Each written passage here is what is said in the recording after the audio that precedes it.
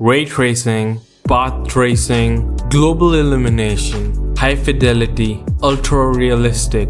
These are just some of the many jargons that are thrown around these days to represent the quality of modern video game graphics. But I am here to tell you that none of these matter. Game developers these days tend to focus more on realistic graphics and high quality 4K assets rather than making good, finished games at launch. Do you know what the highest selling game of this year is? It's Legend of Zelda Tears of the Kingdom, and it sold a massive 19.5 million copies in the last 6 months since its launch. And this game runs on ancient, outdated mobile hardware from 2017. Hey there guys, this is the Supreme Magi. Welcome, and if you enjoy the video then please subscribe, as I would love to have you on this journey with me. If you were to go and ask people what they think the best looking game out right now is, most gamers would probably reply with Cyberpunk 2077. They're gonna say it has amazing graphics with things like path tracing. But do you know how much time it took for CDPR to turn Cyberpunk into something respectable? Cyberpunk was an absolute train wreck on launch. It had tons of bugs, performance and stability issues, missing promised features, and an absolutely brain-dead AI. It took CDPR more than 2.5 years and over 20 patches to fix this game and bring it to where it is now. Players who bought this game on launch had a frustrating, unfinished, and buggy experience, and they paid $60 for it on day one. Nowadays, you can get Cyberpunk bundled with its DLC and all the new updates and enhancements on sale for like 50% discount and have an infinitely better experience than you could have had on launch. Do you know how many patches does your regular Nintendo game get? Most Nintendo published games don't get more than 1 to 2 patches, and all the rest of the updates, like the many updates for Xenoblade 3, are all DLC adding significant additional content to the game. I don't think anyone goes around complaining about the graphics of Nintendo games like Zelda, Fire Emblem, Xenoblade, or Bayonetta. In fact, Nintendo probably is one of the very few companies who are releasing games on such an ancient and outdated hardware, but still releasing absolutely amazing, vast scope games which have their own uniqueness and individuality to them. Look at Zelda, you can play this game for hundreds of hours. Just look at this footage of Astral Chain. This game looks absolutely insane, and it's just crazy what a visual feast it is and how big the scale of its battles are, considering it runs on the Switch. This game is an eye candy, and I don't think it looks worse than any modern AAA game. There is a reason why many popular games out right now, like Genshin Impact or Tower of Fantasy, have copied the same visual style of Zelda, because what Breath of the Wild brought to the table in 2017 was something really unique, and by just one look at a screenshot from that game, you could tell that it was from Breath of the Wild. In essence, this video is about 2 core points. The first is that while high fidelity graphics are nice to have, they are not essential to making a good game. In fact, it would be better if the devs focused on creating a unique and attractive art style rather than focusing on raw graphics. And the second point, that too many modern games have good graphics but lack a complete, finished, and unique gaming experience, whether it be in regards to their story or gameplay mechanics or even both. And notice how I have been putting emphasis on the word unique, because uniqueness and individuality is important. Take modern Ubisoft games for example. Assassin's Creed, Watch Dogs, Ghost Recon, and Far Cry. They are all fundamentally great when it comes to graphics and visual fidelity.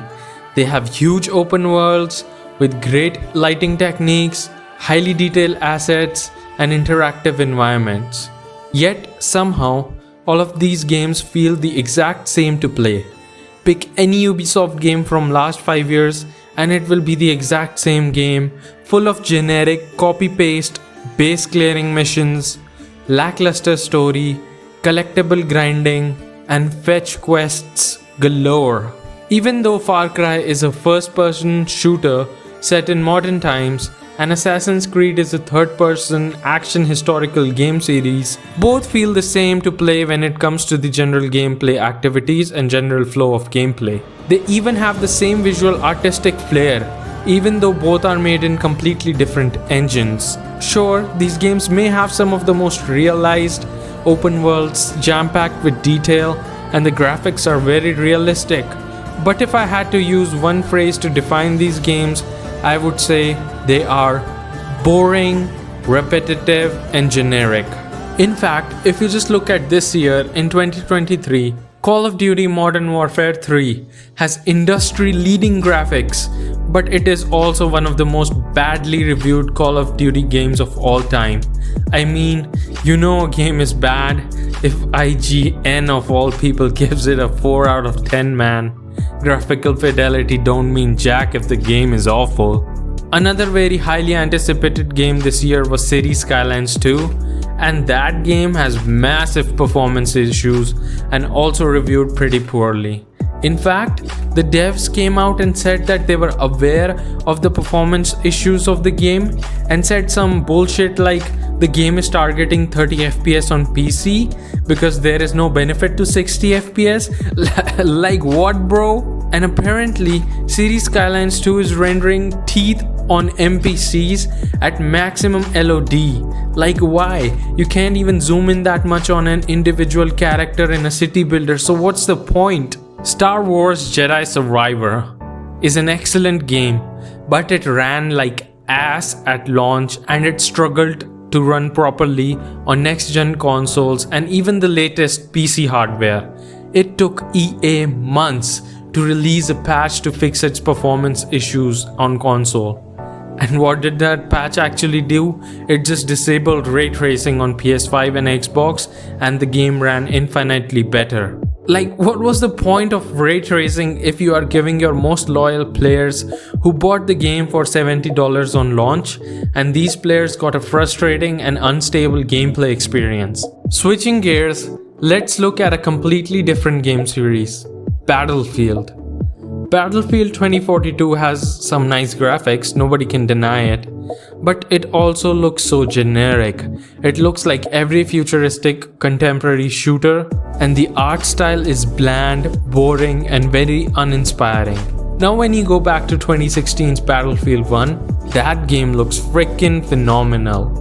Battlefield 1 has a very distinct art style, with the terrain looking dark and gritty, but the trees, grass, and fields of flowers look very vibrant.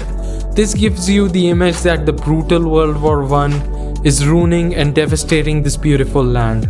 Sure, when it comes to pure raw graphics, the game might not have the highest resolution textures or the most detailed textures or terrain. It might not have the latest game lighting techniques like ray tracing, but the game still looks phenomenal and has a sense of individuality and uniqueness to it with regards to its art style and its post-processing. So how is it that a game from 2016 looks so beautiful while a game from 2021 feels so lifeless to play? In my personal opinion, Ghost of Tsushima is the most beautiful game ever made, and if you actually look at it, the game doesn't have realistic graphics or any high-end techniques at all. In reality, feudal Japan wouldn't be having so many pollens and particles floating in the air, or most people would die of allergies. In fact, Ghost of Tsushima doesn't even have the most detailed NPCs or ray tracing or any path tracing, or if you look at it closely, the terrain textures might appear even blurry at times. But still, the art style of this game, the watercolor painting type look, is so mesmerizing and downright gorgeous, and so captivating with its masterful use of colors and vibrancy, that these things just don't matter, and the game ends up being visually captivating and drawing you in. And this game came out in 2020 for the base PS4, and it ran very stable and had uncharacteristically super fast loading times even on the ancient hardware hard disk from 2013. So at the end of the day, I just want to say that instead of chasing the most high fidelity and detailed graphics, Developers need to focus on creating games with a sense of individuality, with their own unique flair, whether it be in their art style or their gameplay mechanics and storytelling. Good graphics are nice to have, sure, but they are not essential and definitely should not be prioritized over making a good, complete and finished game. Honestly, if most players only cared about graphics, then the Nintendo Switch wouldn't be the console which has been outselling everything for the last 6 years and is currently the third highest selling console of all time and on its way to become the first. We want good games that are finished and complete at launch and provide us with unforgettable experiences. Thank you for watching this video, guys. I hope you enjoyed it, and if you did, then please subscribe to the channel. If you have thoughts of your own regarding if you prefer high fidelity graphics or if you prefer more artistic games with their own unique flair, let me know down in the comments. And I hope you all have a great day full of positivity and happy gaming, guys.